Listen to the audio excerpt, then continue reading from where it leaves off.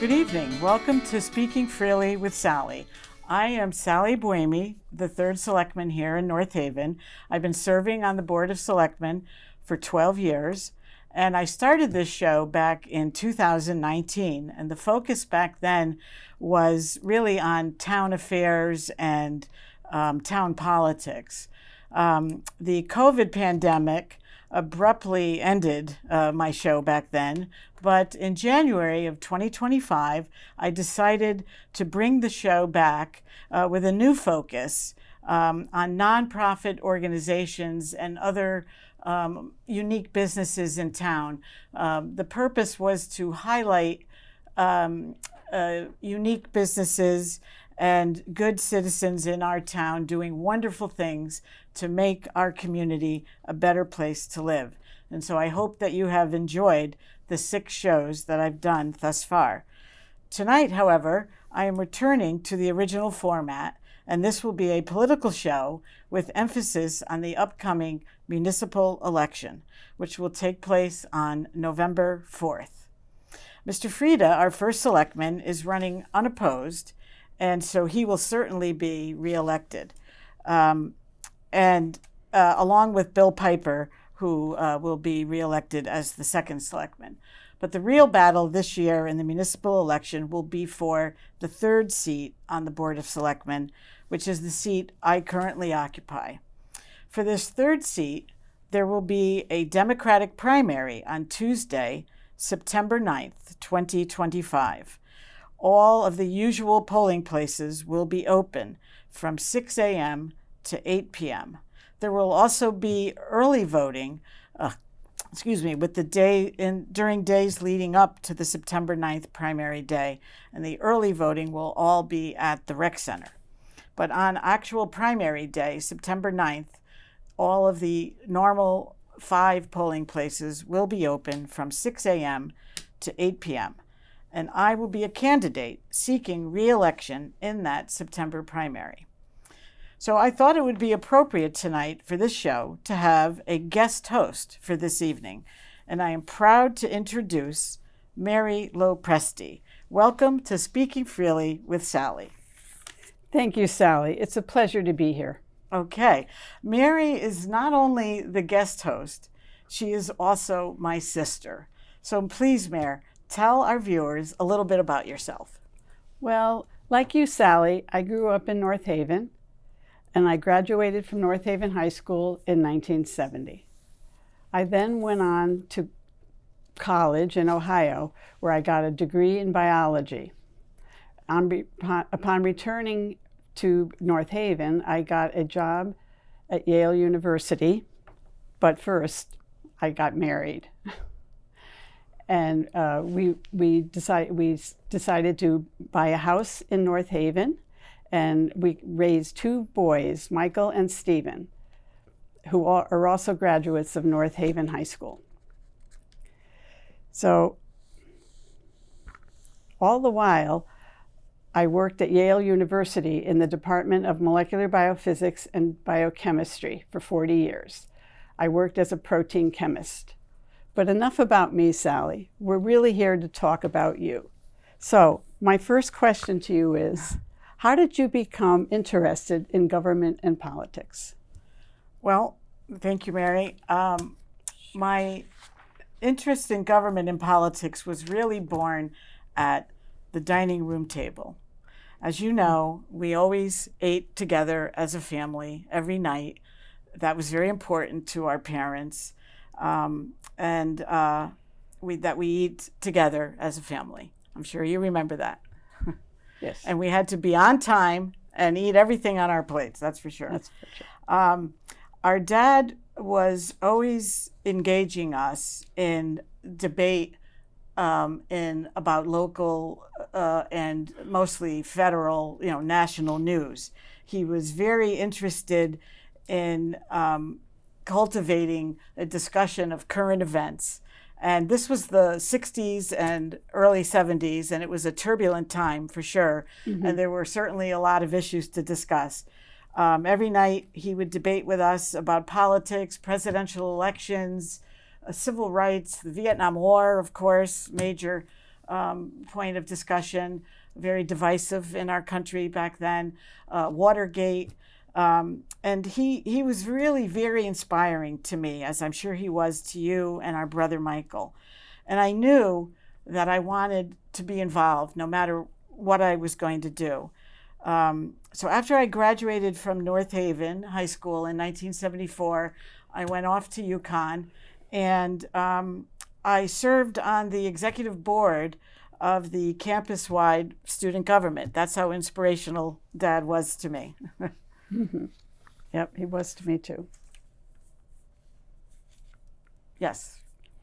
So, how did you get started in North Haven town government?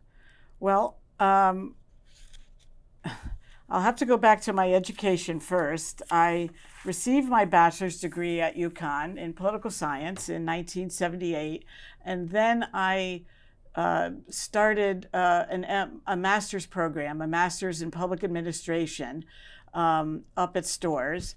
But I left that master's program to go to law school. I went to law school at Western New England College in Springfield, Massachusetts, and after 3 years studying the law, I earned my law degree, and I graduated in 1982.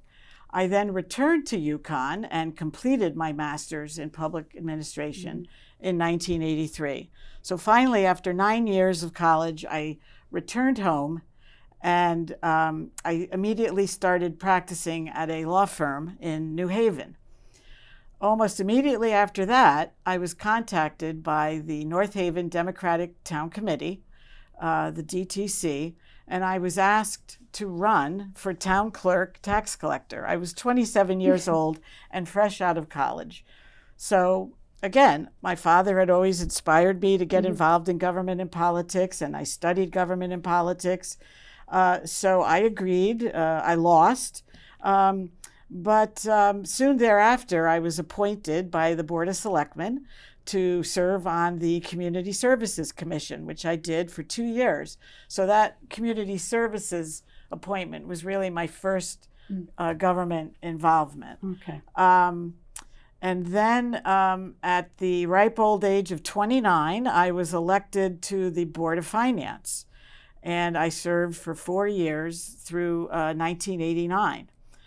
I enjoyed working on the Board of Finance very much. It was a great experience, and I learned a lot about town government. So I think that was an advantage to learn so much at a young age. I really enjoyed it. I learned a lot from the great Mr. Walter Garwich, who was the first selectman at the time.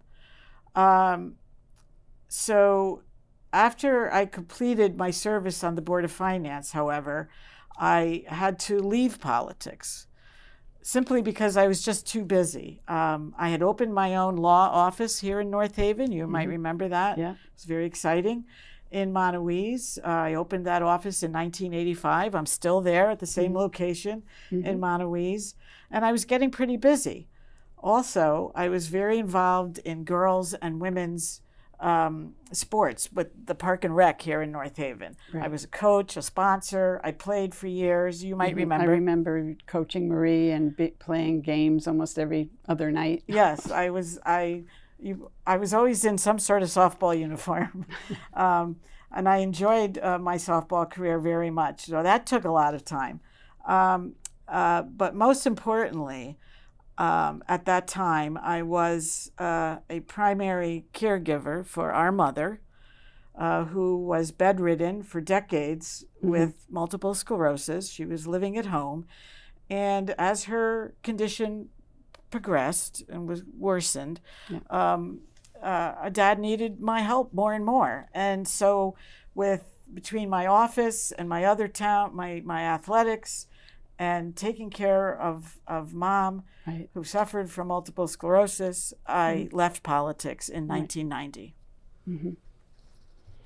Well, when and why did you return to town government?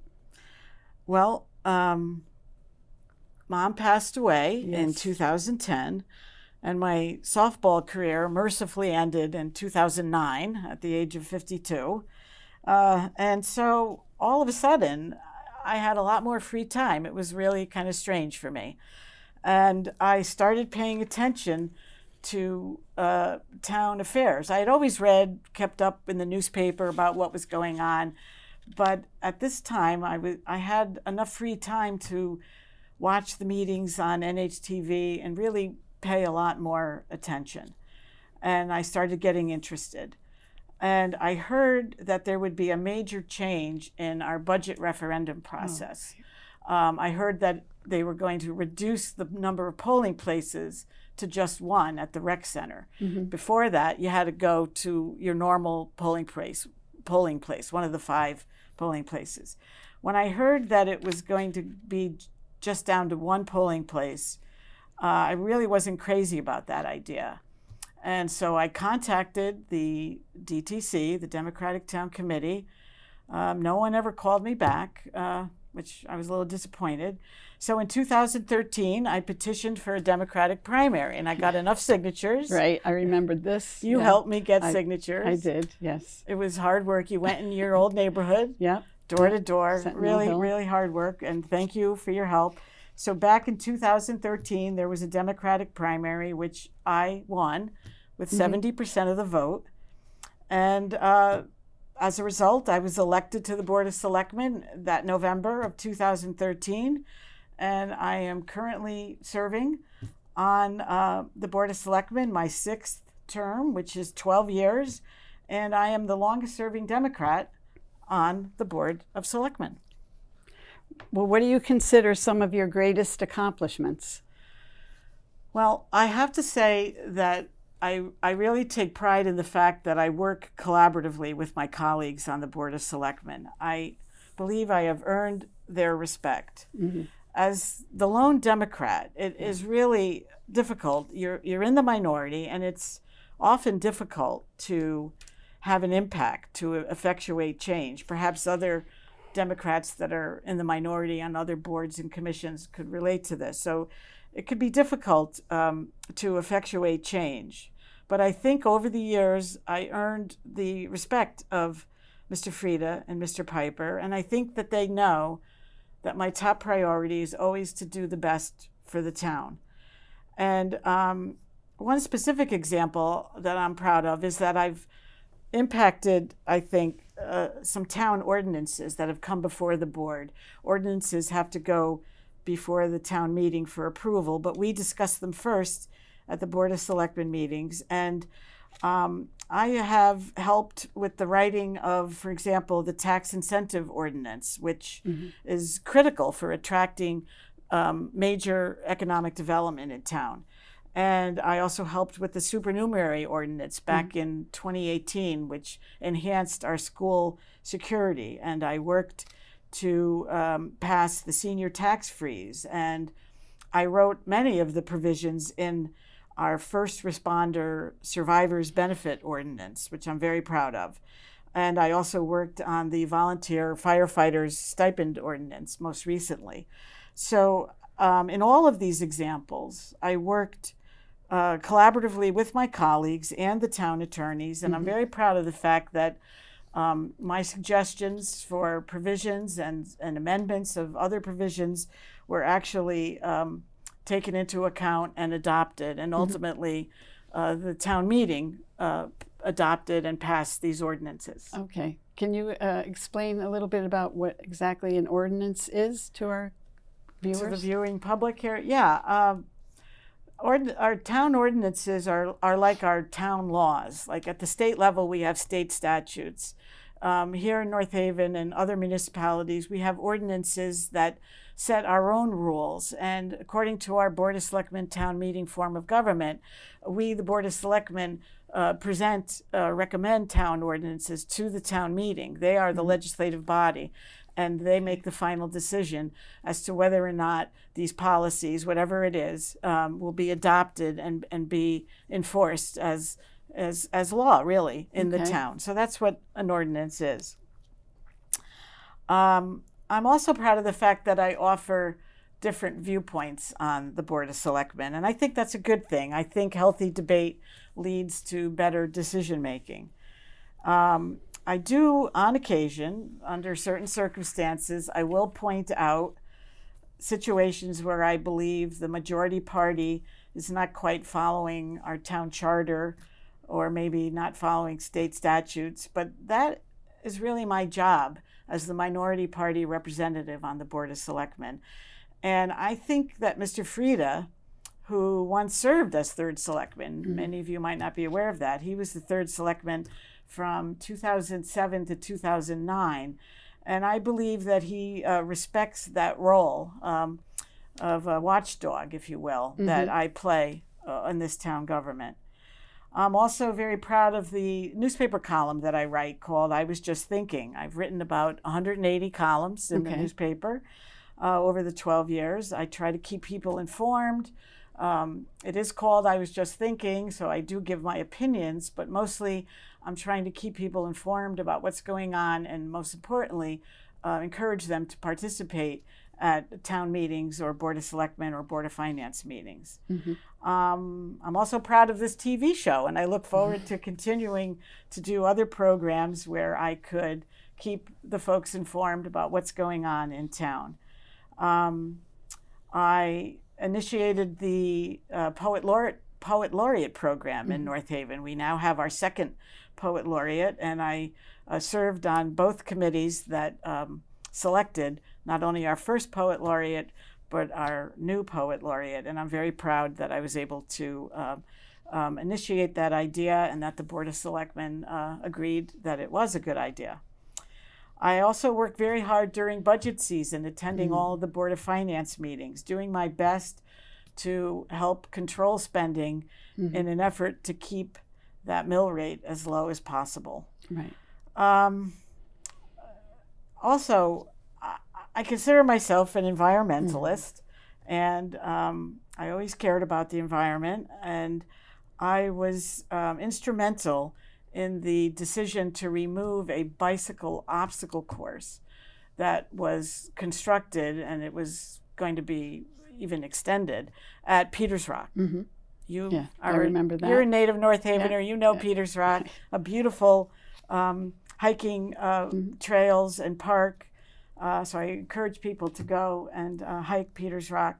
But this bicycle obstacle course was resulting in trees being taken down, and I think it had a negative impact. It was changing the serene environment of our walking trails, and I just didn't think it was appropriate for Peters Rock. And I was the only Board of Selectmen member to attend the Park and Rec Commission meetings regarding this issue, and I strongly opposed it, and I considered it intrusive to the park, and I was glad that it was removed. Okay. So what do you like most about serving on the Board of Selectmen? Well, in addition to working collaboratively with my colleagues on the board, trying to help my hometown, the town I love, I really enjoy the many ceremonial opportunities, the ceremonial part of being on the Board of Selectmen. We get a lot of invitations to a lot of events. And here is where I think I've been very impactful. One of the areas that I've affected the most is with veterans, and I have a few examples.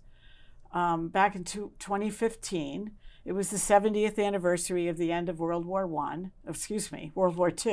We'll get to World War I in a minute. It was the 70th anniversary of the end of World War II, and I thought it was a good idea to have a special celebration in the Memorial Day Parade that year. And the Board of Selectmen agreed, and I was able to get 12 World War II veterans, all living in North Haven, including our dad. He was a World War II veteran. And they were in open cars at the beginning of the parade with people holding signs with their names on it. I helped with that. You participated. Sure. You marched in the parade.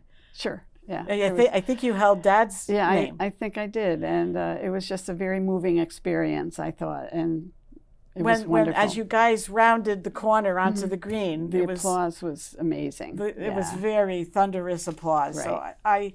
So I think that was one of my greatest ceremonial accomplishments, was that ceremony. I also recently, 2025, was the 80th anniversary of the end of World War II, and I attended in Hartford at the State Armory a special ceremony hosted by Lieutenant Governor Susan Bysowitz, honoring World War II veterans there as well. There were about 80 of them, and I was there. I had the pleasure of meeting Anthony Greco of North Haven, who was 101. Wow. And a World War II veteran. And he was one of the veterans honored at that wonderful event.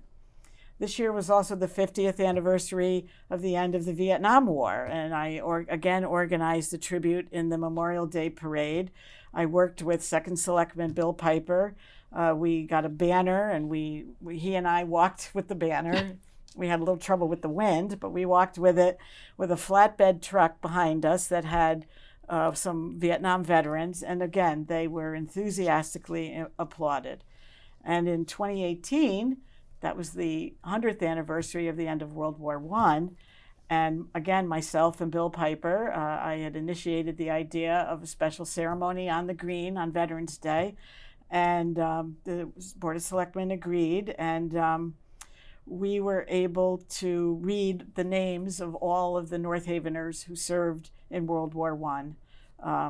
That included William Murray, who was the only North Havener who was killed in action in World War I.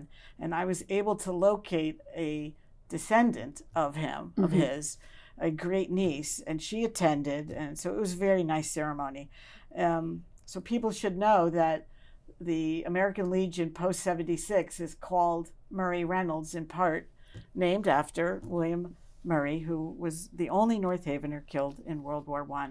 I've also attended many other veterans events on the green. We used to have a special veterans event at Monterey School that I loved going to.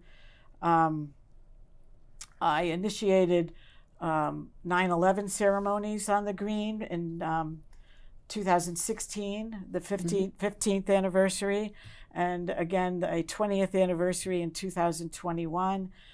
These were very well attended. We were able to honor all those who lost their lives that tragic day, including the only North Haven native, Edward Vanacore, who died that terrible day in the South Tower. So I'm very proud that I was able to hold those ceremonies on the green. We had nice music from the Yale ensemble played, and it was really beautiful. I also loved participating in Dr. Seuss reading programs for many years at Clintonville School. Again, these are all of the things that we get invited to, and because I am self-employed and work in town, I have a flexible schedule, and I'm able to attend these events. Right. So for many years, I was a reader of Dr. Seuss books at Clintonville School to first and second graders. A little out of my comfort zone, but I enjoyed it. That's good.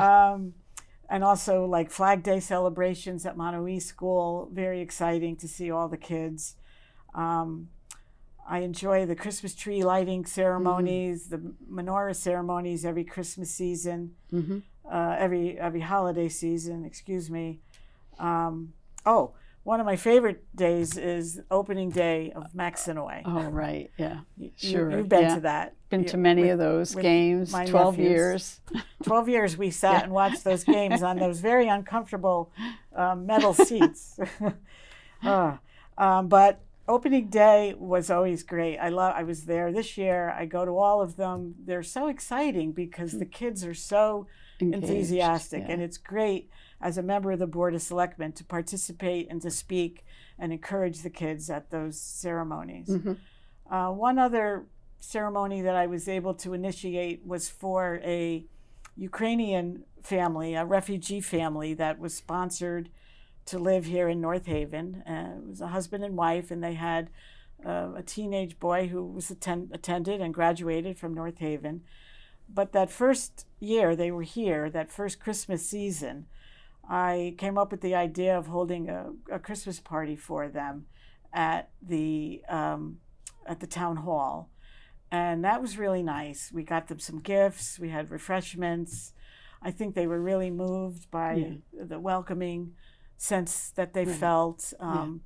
You know, they were still getting accustomed to the trauma that they had been through and leaving Ukraine, war-torn Ukraine, terrible, and were getting adjusted to life in North Haven. And so I was very happy to organize, to initiate and help organize that special party for that family from Ukraine. That was really nice. Yeah, that was a very nice sentiment. So what are your plans moving forward if you get elected to a 7th term? Well, again, I talk a lot about collaboration. I would continue to collaborate with my colleagues, Mr. Frieda and Mr. Piper, on the Board of Selectmen to offer any ideas. I spend a lot of time thinking, offer any ideas I can to help the town, to think of ways to provide town services more efficiently. One idea I recently spoke about at a Board of Finance meeting was our medical insurance coverage for our town employees. That budget line has been growing like crazy, and I believe that we need to move away from our current self-insurance model and look for other alternatives that may be cheaper alternatives, while of course still providing appropriate, effective coverage for our town employees. I fully supported when Mr. Frieda decided to go with a self-insurance plan for our medical. It was worth a try, and we've tried it. It was good in the beginning for about 7 or 8 years, but I think the time has come to go to a different alternative. I've also thought a lot about and spoke with Mr. Frieda and Mr. Piper for years about the regionalization of town services. I think this is very important going forward, especially as we see our town budgets growing and growing by leaps and bounds every year, not just in North Haven, but other communities. And I think we have to work collaboratively with other towns and with our state legislators to come up with ideas to advocate for regionalization of some of our town services, especially in the areas of public works or public safety and even special education. In closing, I hope the voters will consider me the best qualified candidate to serve on the Board of Selectmen. Please vote in the primary on September 9th and the general election on November 4th. I think, Mary, we have time for one more question. Okay, well, what sorts of things do you like to do in your spare time, Sal? Well, I don't have much spare time, but I do enjoy reading books, history books. I know you like fiction. Yes. I like history books, especially on the Civil War. I'm also a bit of an astronomy buff. I have quite a few of the telescopes.